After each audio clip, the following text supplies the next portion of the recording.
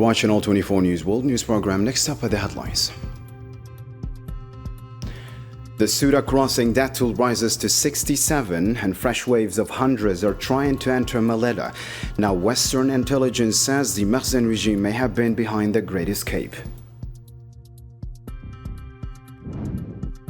Also on news tonight, Iran fires back at Trump, warning against any attack and promising retaliation. Washington warns of a surprise escalation. Meanwhile, Iran has suspended all shipping through the Strait of Hormuz.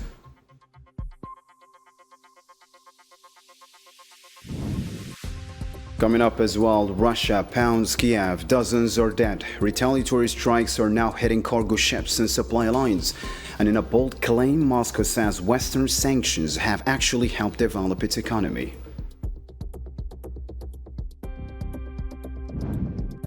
And later on, new fires rage across southern Europe as strong winds pick up. Southeastern France is under threat. Meanwhile, Hungary's worsening drought has taken a second nuclear reactor offline.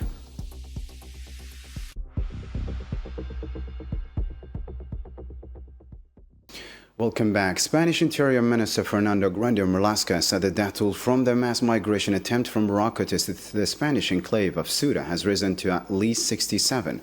Search operations remain underway off the coast of Ceuta, with authorities warning the death toll could rise as more victims are feared missing.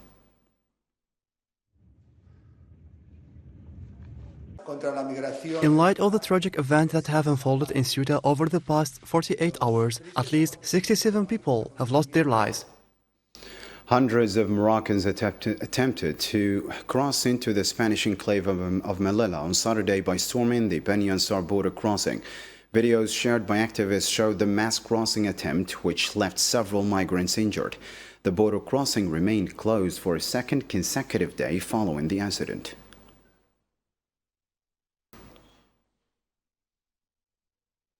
Meanwhile, Spanish Interior Minister Fernando Grande Marlaska said migrants who entered Ceuta illegally would never be granted legal status. He described the recent mass crossings by Moroccan migrants as unprecedented attack on Spanish sovereignty.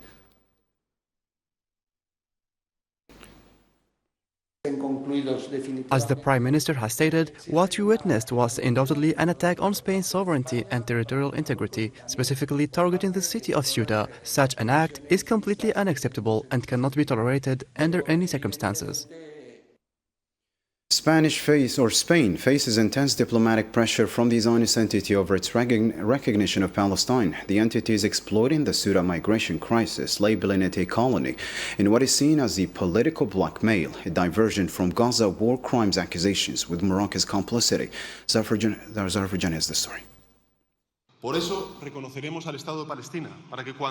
Spain has emerged as Europe's leading voice in supporting Palestinian statehood, calling for the official recognition of Palestine and pushing for sanctions over violations of international law. That stance has placed Madrid on a collision course with the increasingly isolated Zionist occupation government, whose settlement policies have come under growing international scrutiny.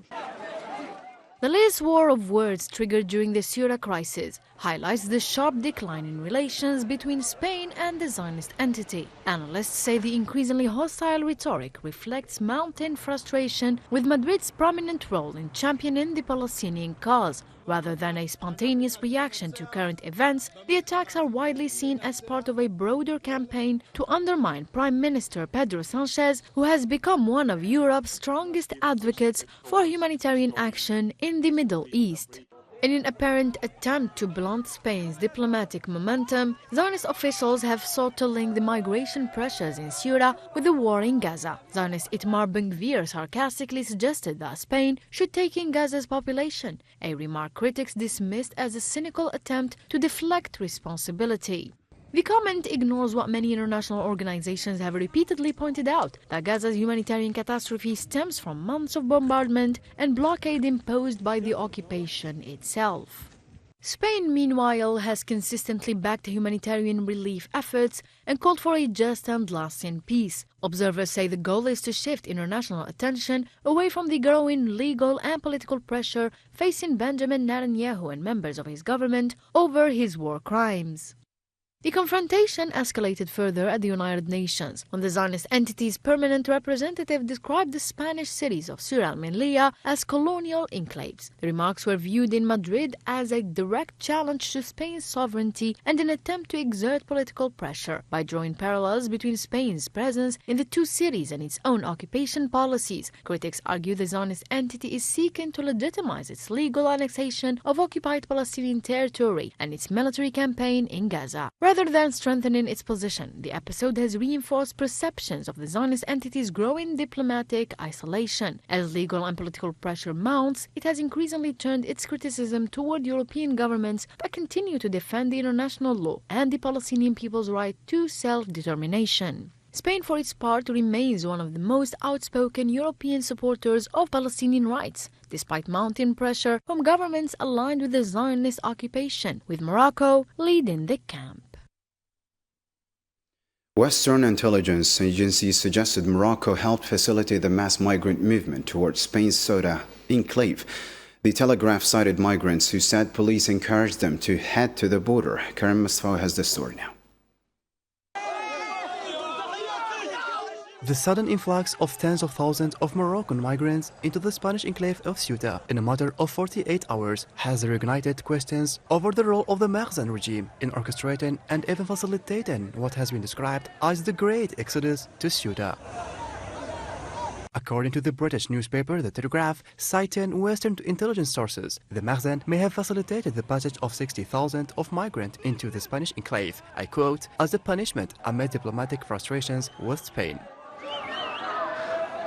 While recalling the 2021 crisis, when around 8,000 migrants entered Ceuta amidst a diplomatic dispute between Morocco and Spain, the report cites former U.S. ambassador to the UN, Zalmay Khalilzad, who questions whether migration is again being used as political leverage to gain concessions from Spain. Citing Western intelligence officials and regional experts, The Telegraph argues that the influx of nearly 60,000 migrants in such a short period would have been difficult to imagine without the knowledge, if not the approval, of the Moroccan authorities. The displacement of such a large number of people from Morocco to Ceuta could not have taken place without the Moroccan authorities knowing about it in advance, or without them allowing such a phenomenon to occur. The report also draws on testimonies from migrants who made the journey. Some migrants who crossed into Ceuta claimed they were encouraged by police officers as they headed towards Ceuta. Meanwhile, others said they followed viral social media posts about a recent Spanish loophole allowing migrants to reach Ceuta by sea without facing immediate expulsion. In its report, titled Morocco Facilitated Migrants Crossings into Spain, The Telegraph described the latest Ceuta crisis as the largest single-day migrant influx ever recorded by the European Union, surpassing even the scale of the 2015 migration crisis. U.S. President Donald Trump linked the flow of thousands of migrants from Morocco into the Spanish enclave of Ceuta to an invasion. Trump described the situation as a catastrophe for Spain and warned that the United States could face a similar scenario if Democrats return to power. You know, I saw Spain yesterday, and I watched the catastrophe that took place. It looks like an invasion of a country by hundreds of thousands of people. And that same thing's going to happen to us if the Republicans don't get elected, except worse. Much bigger, much easier to get into, despite the fact that we have built thousands of miles of wall, which I said we were going to do. But we didn't have that, forget it. But we have the safest border in the world. Moroccan media reported that the so-called Israeli aerospace industries will participate in the Marrakesh International Air Show scheduled for October 7 to 10. The announcement sparked condemnation from anti-normalization activists who criticized both the timing, coinciding with the anniversary of the war in Gaza, and the slogan Field-Proven Solutions, saying it reflects the Zionist occupation's military operations in Gaza and Lebanon.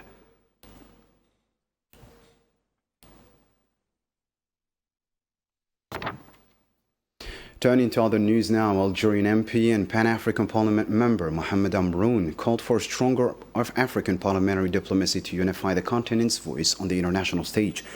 Speaking at the Conference of Speakers of African Parliaments, he highlighted Algeria's active role in parliamentary diplomacy, through its participation in regional bodies and its network of friendship committees across Africa.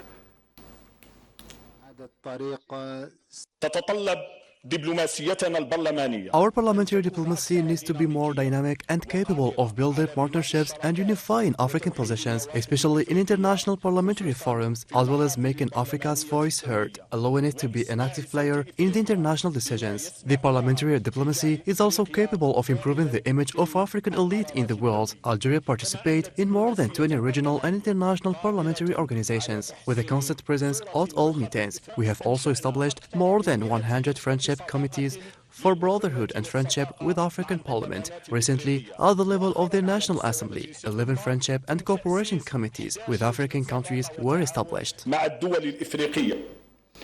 Algeria has assumed the rotating presidency of the African Union Peace and Security Council starting Saturday, reaffirming its commitment to promoting peace and stability across the continent. Its August agenda focuses on conflict resolution, counter-terrorism, and regional coordination, with priority given to the developments in the Sahel, Sudan, and South Sudan, while advancing the Silencing the Guns in Africa initiative.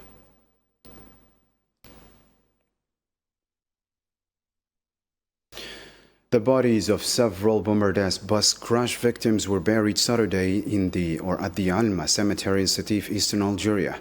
Interior and Transport Minister Said Sayoud attended the funeral. A large crowd from across the country gathered in a show of national solidarity and unity in the face of tragedy.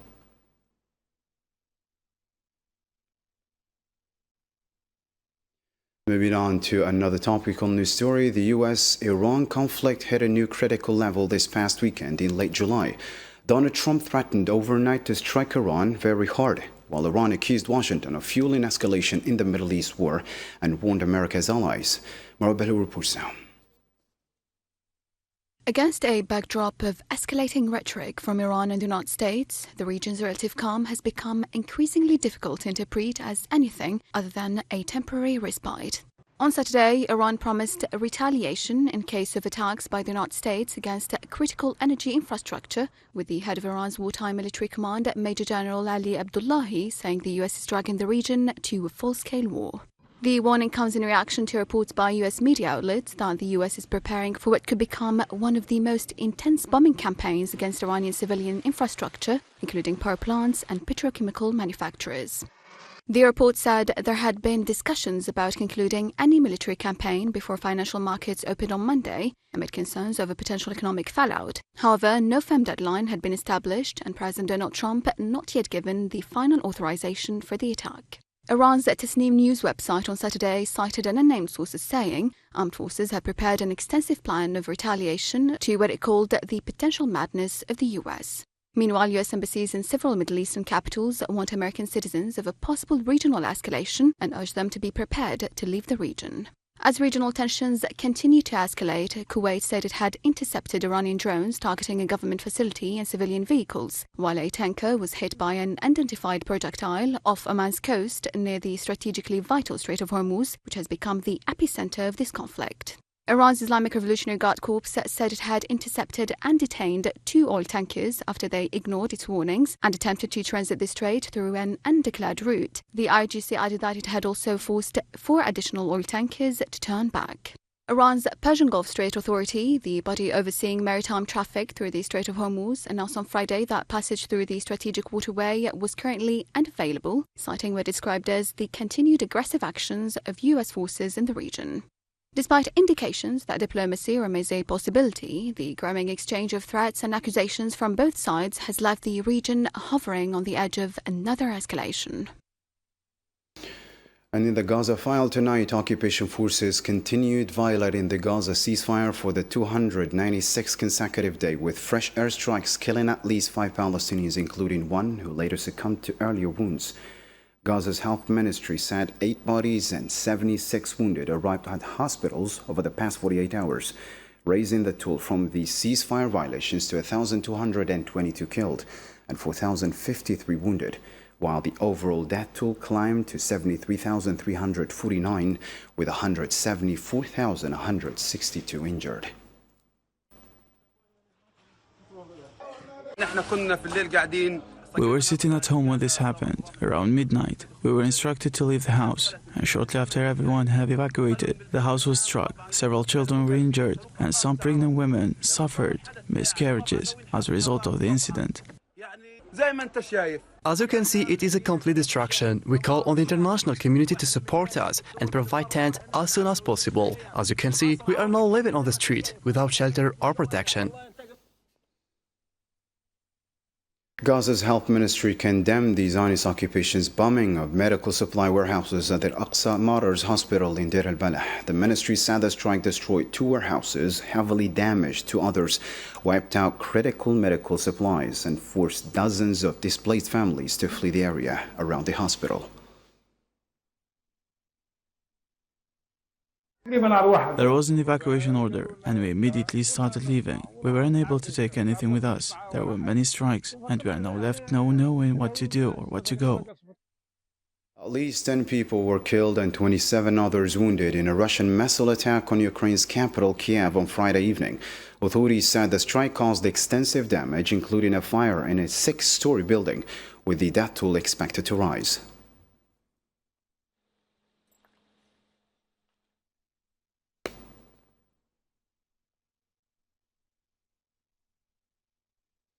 Three people were injured in a Russian drone strike on a residential building in the Ukrainian city of Odessa, according to local authorities. Regional Governor Oleg Kipper said the attack targeted a residential area, causing injuries and damage to the building.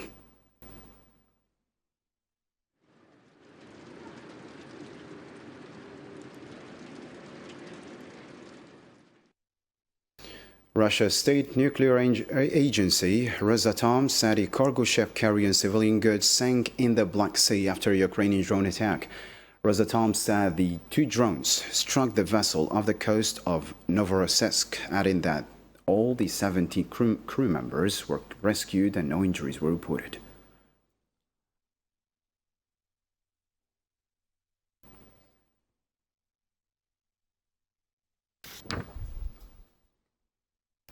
Russian Security Council Deputy Chairman Dmitry Medvedev said Western sanctions have strengthened rather than weakened Russia's economy. Medvedev called for a proactive strategy to confront the sanctions, urging Russia to move beyond the defensive approach and prepare stronger measures for the future.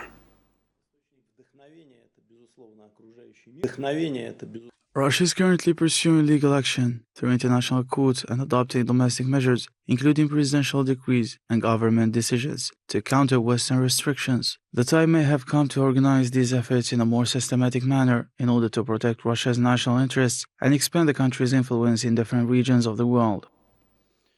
Moscow police said at least 3 people were killed and 15 others injured in an explosion at a cafe in the Russian capital on Saturday.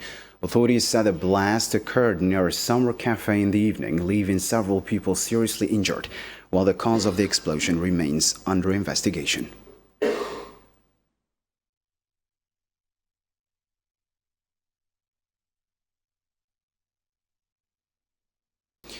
Switching focus on another topical development, new wildfires fueled by strong winds broke out in Greece, while firefighters continued battling major blazes in Turkey and Portugal.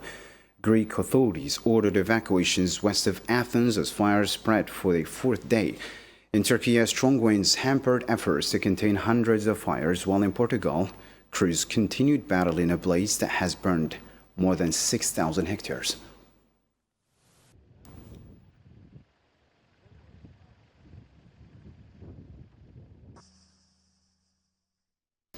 In France, firefighters battled new wildfires in the southeast after one blaze burned nearly 1,000 hectares and forced the evacuation of around 2,500 people.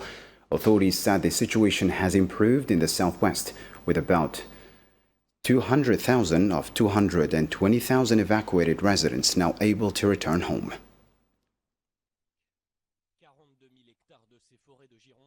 La situation ne s'est pas dégradée cette nuit ce matin. The situation did not deteriorate overnight or this morning. However, we are still facing several major areas of concern because a number of active hotspots remain within the fire perimeter. We are also expecting strong winds, which means the period between 4 p.m. and 10 p.m. will be particularly critical. That's why we are maintaining all resources already deployed on the ground and reinforcing them further. especially our aerial firefighting assets. Hungarian Prime Minister warned that the country's only nuclear power plant could be forced to shut down this week as drought lowers the Danube River to critical levels. He said insufficient water for reactor cooling could trigger the plant's first ever shutdown in its 44-year history.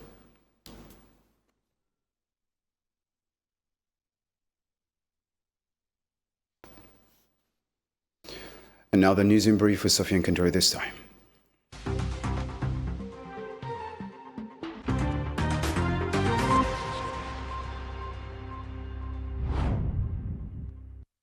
The Sudanese army says another group of Rapid Support Forces fighters have surrendered in Omdurman with its fully military equipment. According to the Sudan news agency, the group was received by Major General Noor Ahmed Adam, a former RSF commander who defected to the army. The military added that more former RSF members have joined the Sudanese armed forces in recent weeks.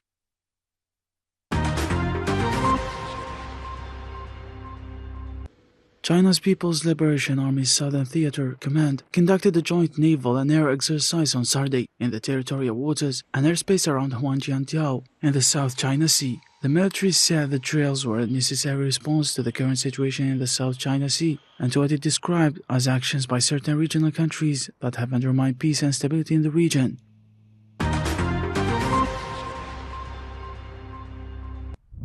Algeria concluded its campaign at the 24th Hajrulaov International Boxing Tournament in Bosnia and Herzegovina with a haul of 13 medals, while also claiming the men's and women's team titles. Algerian boxers also earned the tournament's Best Male Boxer and Best Female Boxer awards, capping a dominant performance.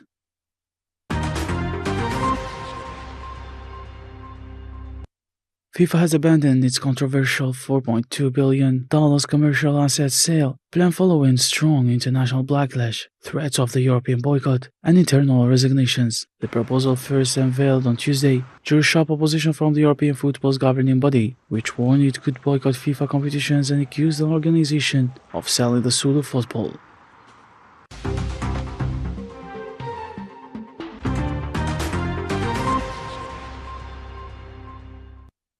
Well, that's all for tonight, but to catch up on any part you missed or get the latest updates, you can always visit our social media platforms. I'm Islam Said signing off. Thank you for watching. Great night.